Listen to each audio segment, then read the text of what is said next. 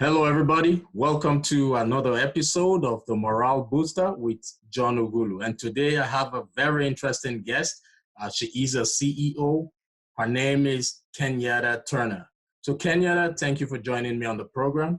Mm-hmm. Thank you for letting me be here. This is awesome. Thank you. Oh, it's my pleasure.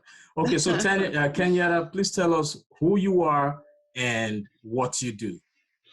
Fantastic. So my name is Kenyatta Turner, and I'm a behavioral superpowers coach. My business is called Freedom Empire Consulting, where I coach, I influence, and I protect. So what that means really is I'm a behavioral superpower coach, and I help decode human behavior and optimize performance using validated behavioral insights, which I love that part of my business. There's 10 behavioral superpowers, actually, John, and one of them is an influencer, and that's mine. So that's the influence piece of my business. I'm a speaker, a trainer, motivational educator. I've always been a teacher, love being in front of the room and helping impact people's lives, basically through influence. And the last one is protect. Okay. I am a Legal Shield associate, and that's what I've been doing for about 6 years. Wow. Okay, that's awesome. So you've got a handful, and basically what you do, and what you do is to put smiles on faces. What you do is to help people achieve their goals, and we rise by lifting others. Yes, that's exactly what I do. I'm born to do that. I'm born to do that. Yes. Exactly. That's absolutely wonderful. All right. Thanks for that brief introduction. It was awesome. Kenyatta, could you please tell us how you made up your mind? What made you decide to become an entrepreneur? Well, it's an interesting story, but when I was about to turn 39, I was reflecting on the fact that my father had passed away at 39. So when I was 16, thank you so much. Thank you so much. I was 16 when he passed, and to a 16-year-old, 39 seems old, okay, to a 16-year-old. But as I was getting closer to the age of 39, I was realizing how young that actually was. Right. So I had an epiphany, really, of thinking about what would my father had done if he had had more time, because I felt like I had my whole lifetime ahead of me. Right. I felt like a kid at 39. Really, it's really young. But to leave this earth at that age, it really just had me thinking about if he had had more time, what would he have done? You know, was he living his best life? Had he done all he was capable of? Was he even happy? And I couldn't answer the questions, obviously, for him. So I turned them on myself and asked myself those same questions. And I realized the answers I wasn't really sure of. There were some I wasn't certain of, and I thought I was. I'd worked in, corporations at colleges for 20 years, building an amazing career, helping other people build their empires. And I realized I wasn't sure what the next 20 years of my life was going to look like, but I didn't want to squander it. So I told myself, if I live longer than him, then every single day, every single hour, I will do the best that I can to live my best life and help others live theirs. And that was 6 years ago. So here I am. That's why I started my business. I quit my job and I left to pursue a life of entrepreneurialism. I didn't know what I was going to do, but I knew I had more to offer. Okay. And I had to go figure it out. So that's a great one. A lot of people find it difficult to chase their dreams. Yes. Probably because of so many limiting beliefs, which we know are real. Limiting beliefs in life are real. And I've come to realize that if you cannot identify and eliminate those limiting beliefs, it's always difficult to move from one level to the other. So you said something about leaving your job, but probably you had some form of security, right? I guess you had some form of security because some form, a little bit. Because the bills don't joke. Yes, and doing it the way I did it, I probably wouldn't recommend it. I would have a better plan if I could do it over again. But I also was at a point where I knew something had to change, and I was prepared to do whatever it took to make that change happen. So I had a little bit of security, but it wasn't a lot, quite honestly. And, financial education is important. I wish I'd had more financial education. I probably would have made decisions differently. But when I was in a position where I was so compelled and drawn and had this burning desire, there was nothing that would have stopped me. I would have just lived in my car if I had to. And I came close, by the way. But it was something stronger was driving me than probably what logical decisions might have helped me make. Exactly. That's the passion. First of all, when that passion is there, when you have the flair, you know, it's always, you always have that burning desire to go after the dream. But I always want to tell people that, especially those people who are currently listening to me right now, I want you to understand that when you have that strong feeling that you need to go after your dream, please remember that the bills still don't joke. So you should always have a form of security before you take that leap.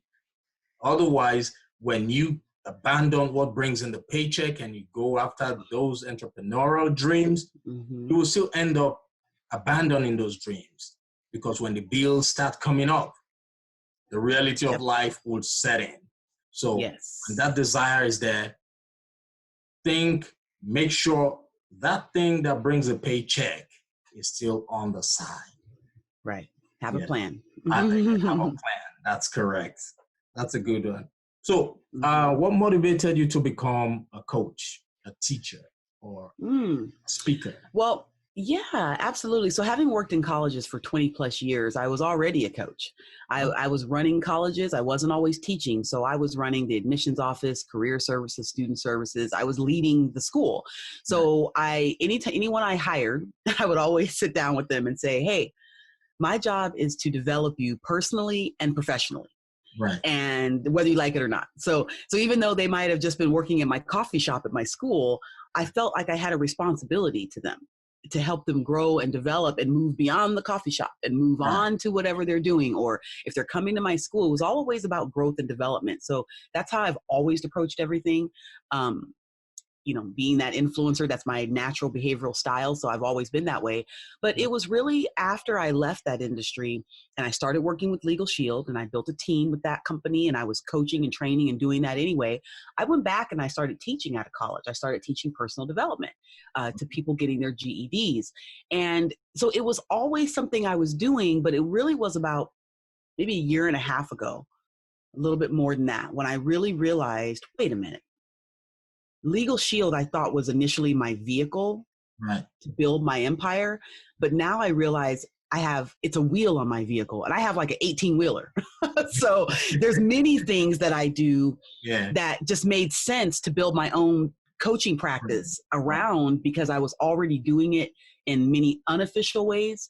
I was doing it as a teacher. I had done it as a leader, an executive leader in post-secondary education.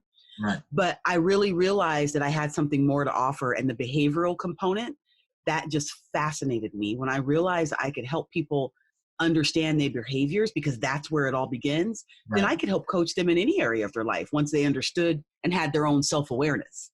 Absolutely. So that's what drew me to that. It made sense. It made sense.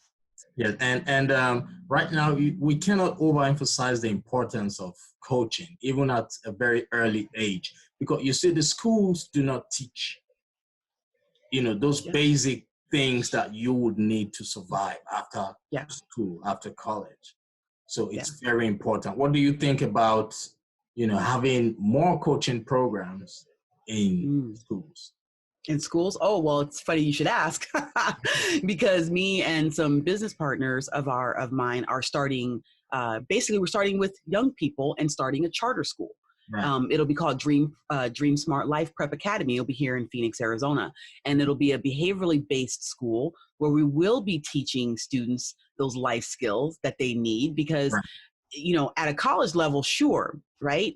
But we really believe and know that part of it is starting with young people. Exactly. And teaching these types of concepts to them, making sure they have self-awareness, because ultimately we know, child or adult, everybody wants to fit in, but everybody wants to be unique. Exactly. And so if we can show them who they are at their core level at a young age, which we can, by the way, with this behavioral science, then we can help them learn and grow to walk in their greatness and coach them through school, not teach them, right? Because teaching needs to be more of a facilitation these days. Kids can come to school having looked up everything they need online. So it's really about facilitating learning with them and then coaching them through life situations as they're happening, and teach them to have understanding of other people so they can manage the differences and not judge and prejudge each other because someone looks different, speaks different, learns different, plays different. You know, those are things that we know at a core level. Education is really where it begins, and we will make an impact in that area with the work that we're doing. Oh, that's a great one. So keep doing what you're doing. You know, I love everything you just talked about right now, because I have a similar passion. You know, I have a nonprofit organization that provides mentoring and coaching programs for children between the ages of 8 to 22, because, you know, that's the I love it. Age, you know, that's when you need to really teach them what they need to know. That's the age you need to steer them towards being that good person you want every individual to be. Yeah, I love that mission you are focusing on. Yeah, and I'm glad I just found that out about you. We need to talk. Yes, that's it. I have a nonprofit organization. It's called the John Ughulu Foundation. And that's our mission. That's what we intend to do for the rest of our existence. Love it. Thank you for sharing that with me. Yes. What challenges have you faced, or rather, what challenges did you face trying to transition from your 9 to 5 or being an employee to becoming an entrepreneur? I know there are so many. Wow. Oh my gosh. Well, I'll talk about two. One challenge was, especially when I first joined Legal Shield, because I was building a team. So I recruit, and I have a team of people who do what I do, and I coach and train them. I'm a field trainer. But in Legal Shield, you know, we're all independent associates. So no one works for anybody, right? We're all independent. I love that, but that's very different. It was a different transition of learning from going from having employees, which, you know, I could kind of set the stage, tell them what they needed to do, guide them, coach them. They kind of have to be accountable. You know, they have to hold themselves accountable to meeting the goals and the things that we're trying to accomplish as an organization. And, you know, there's rewards and sometimes consequences for what they do or don't do. Well, with, you know, a business like what I have with Legal Shield, where we're all independent associates, we can work our businesses as we want. Sometimes we call it the volunteer army, meaning that no one has to do it. So they're all business owners. So learning to work with, from working with employees to working with business owners, that's a transition. And that's something I'm still learning. It's because everybody's different, right? I don't think you stop learning how to work with that, because you're dealing with people. So there's always uncertainties and always changes, and everybody looks at, you know, their businesses differently. So you really just have to learn to be there to support people and how they want to grow their business. So that's the one thing that was a challenge, and sometimes still is. The next thing is learning to boss myself, right? People will leave a job and say, I want to be my own boss, but then they don't want to boss themselves. Right. So I'm also my employee and I am my boss. And sometimes I'm a good boss, and sometimes I'm not a good boss. Sometimes I'm a good employee. Sometimes I should be fired. So I'm all of the above. So learning to, you know, have the excitement of making all the decisions also comes with the daunting task of making all of the decisions. So that's a challenge, you know, learning to boss myself daily. That is a challenge. Okay. Yes. That's a challenge for everybody, because, you know, in life, we keep learning on a daily basis. Yeah, one can only stop learning when the person is in the grave. Right. That's it. That's a good one. I like that. So now, with regards to the paradigm shift due to the pandemic, how do you see coaching, teaching, and, you know, entrepreneurship in the next 5 years? It's a great question. Well, I don't believe we'll even really have a good understanding of how this pandemic has affected our society and humanity in about 5 years, because there's so many residual factors that will happen that we've not even yet experienced. Right. It's only been a couple of months. And it feels like for some years we've been dealing with this, but it's really just been since the spring, at least in the United States, really, right? Where it started affecting us. So there's so many residual effects from people's psyche that yet to have come. But what's happened for me specifically during the pandemic is that my business has grown in a couple of different ways from a coaching perspective, because people are looking for ways to have an awareness of what's going on with them, their families, their organizations. We know that behavior can be derailed, and performance more specifically can be derailed with stress, uncertainty, emotions, things that cause people anxiety can derail performance. And so right now, everyone has been what I call punched in the mouth, right? Mike Tyson said when he bit off Evander Holyfield's ear, they asked him why, and he said, everyone's got a plan until they get punched in the mouth. That's what he said. Yeah. Well, right now, I feel like the world has been punched in the mouth because there's so much stress and anxiety from what has occurred that everyone's behavior is heightened, good or bad. That behavior, okay? Everyone's at their peak of their instinctual reaction to things, and it may not always serve them. So coaching is a huge thing right now because people need someone to help them kind of put things in perspective, some guidance, a sounding board. They want awareness. So for me, it's been a very busy time as we launched this behavioral superpower universe, we call it. But see, here's the thing. We already had a plan. I was already working towards a plan because that's how I work. So when this hit in March, I was in Atlanta specifically for an accredited training for what I do. So my plan was to come back from Atlanta and launch certain capacities of my business, but I came home to a quarantine. So I just buckled down and continued to execute my plan.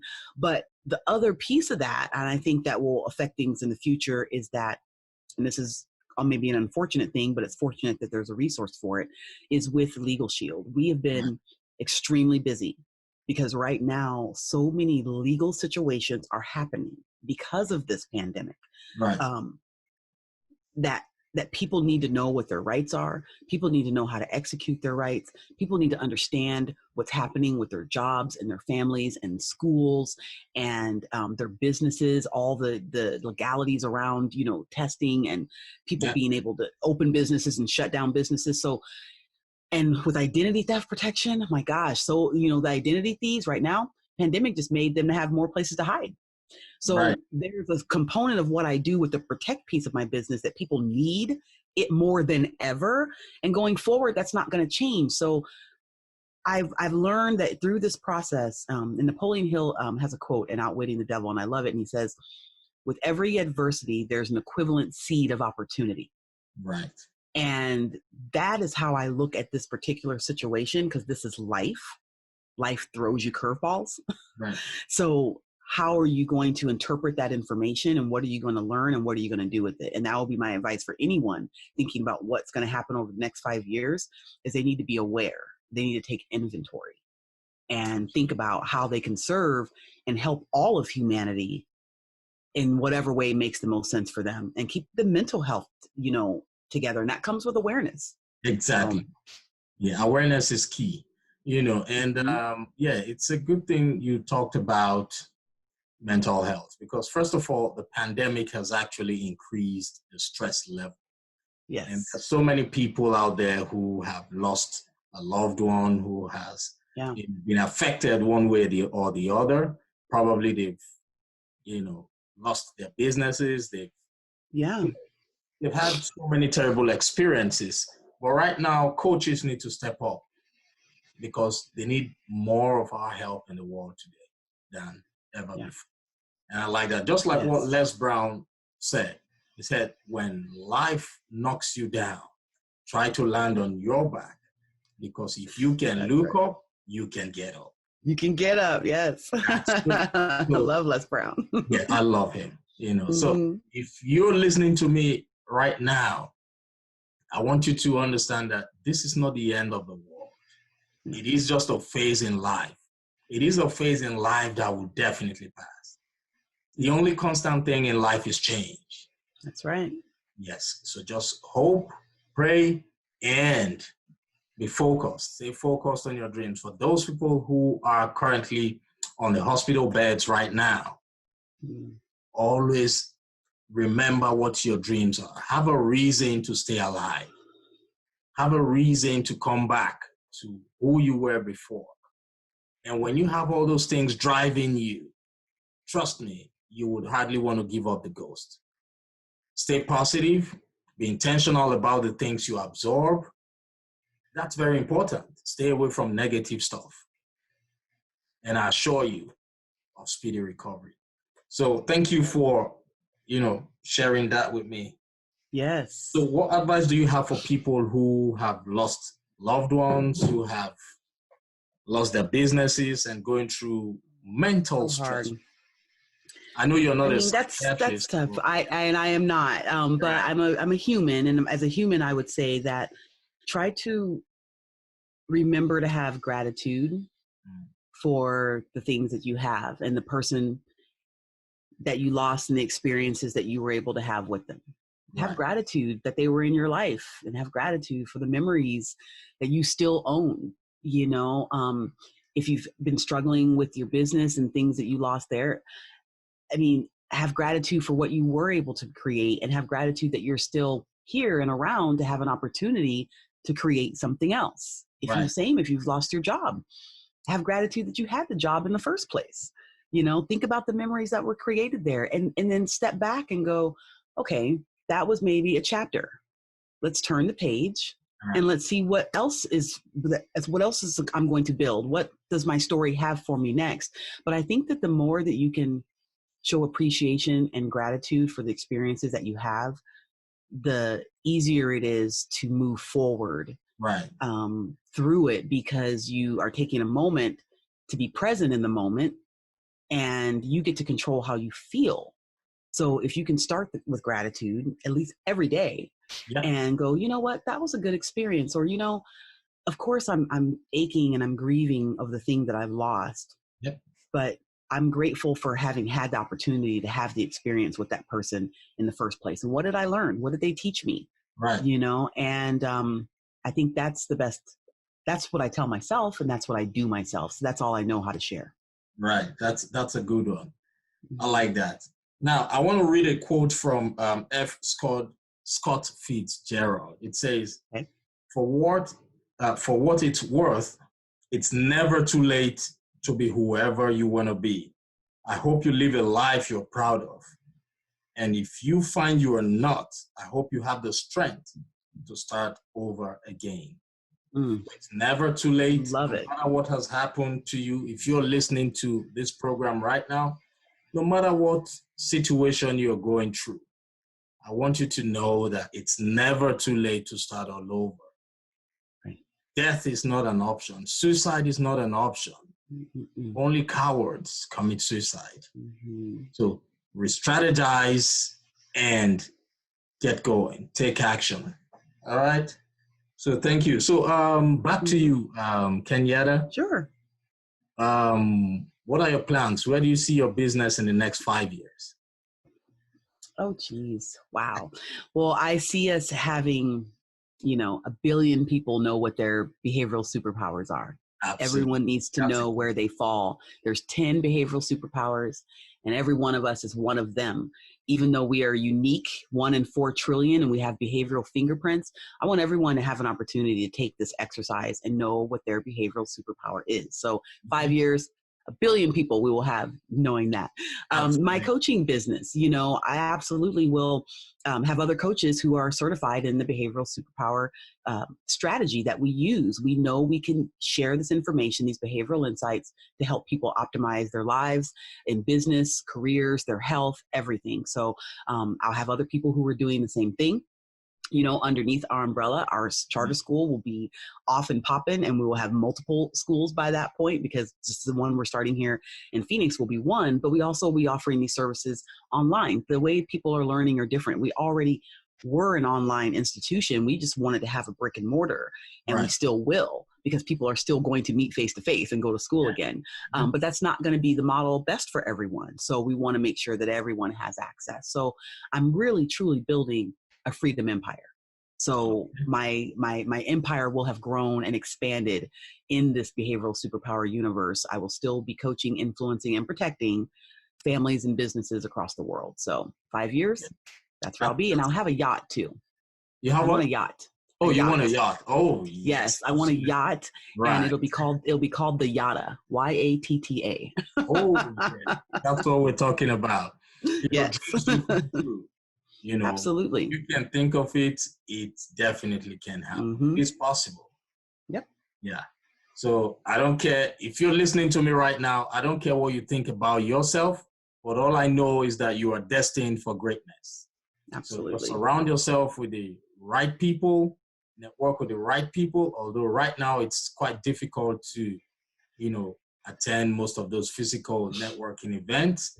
Go online, look for networking events that suit your kind of dreams, your careers, mm-hmm. type of business you want to get into, and start networking, because it's only a phase. It will pass.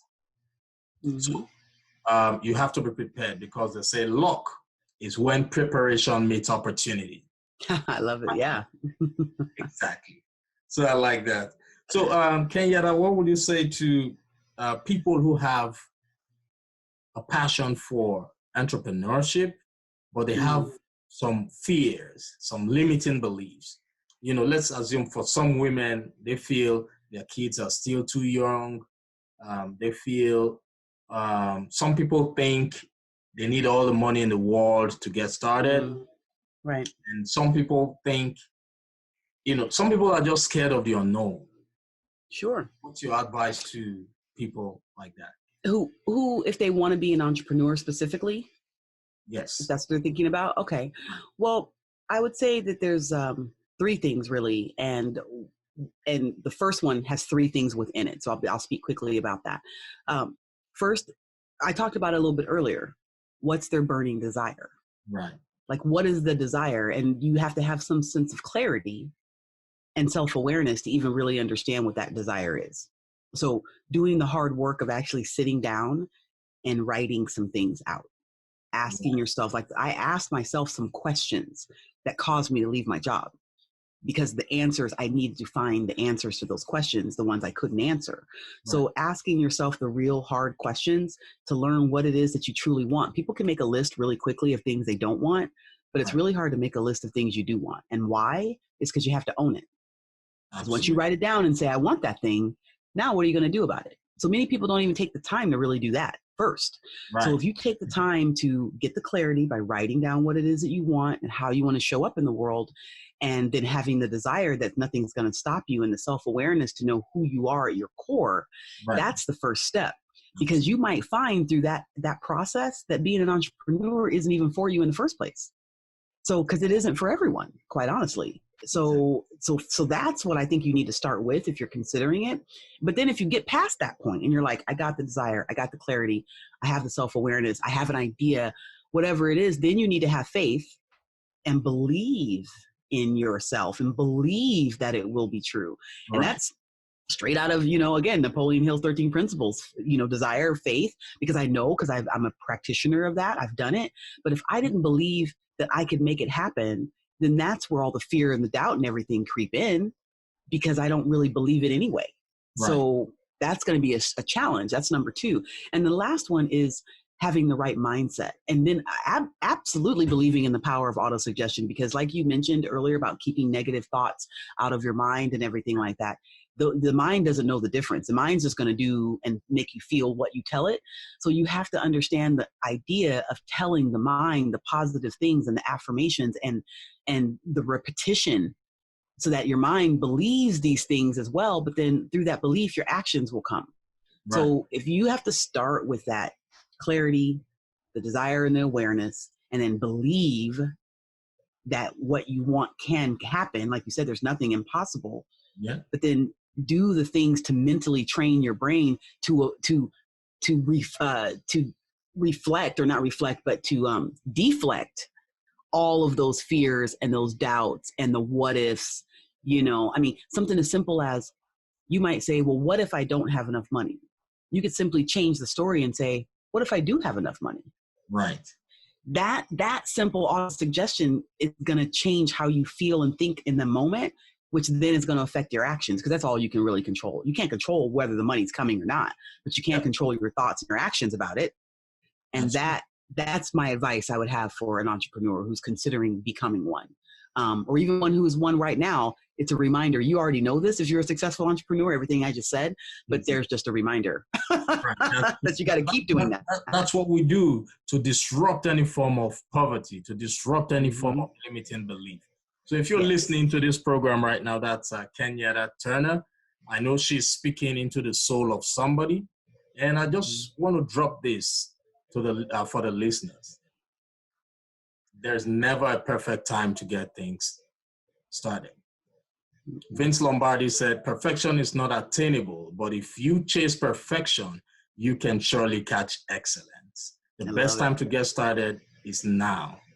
There is a Chinese proverb that says the best time to plant a tree was 20 years ago. 20 years ago. Next best time is now. All right? Do not let this pandemic hold you back. For as long as you're not sick, for as long as you're not on your sick bed, this is the best time, because we would hardly experience a time that will be as slow as this again. It might not come up. So this is the best time to start planning. Like what Kenyatta just said. She said, write down your goals. Clarity is paramount because the brain is designed, the mind is designed to think so many things within a second. So the earlier you start learning how to write down your goals, the better it will be for everybody. Yes. So please, all what we've been saying throughout this program are things you already know, but it is our job to remind you constantly to disrupt that limiting belief that is preventing you from achieving your goals. So do what is needed and take action.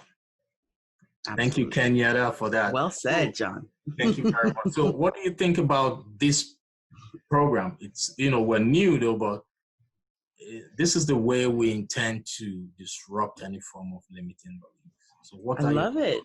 I love it because you're having conversations that are, again, the people who are listening may have heard this before, but the reminder, we all need these reminders. Right. We all need to hear these timeless success principles from as many different sources as possible, because, not everyone resonates with everything or everyone, but we don't know who it can help and the person who needs to hear it in that moment, because, what do they say? The student, the teacher appears when the student is ready. Right. So we have to continuously share these messages of empowerment and growth and positivity, because otherwise, what else are we talking about? Right. So, if we're not talking about this, we're probably talking about the opposite of this, and that is not productive.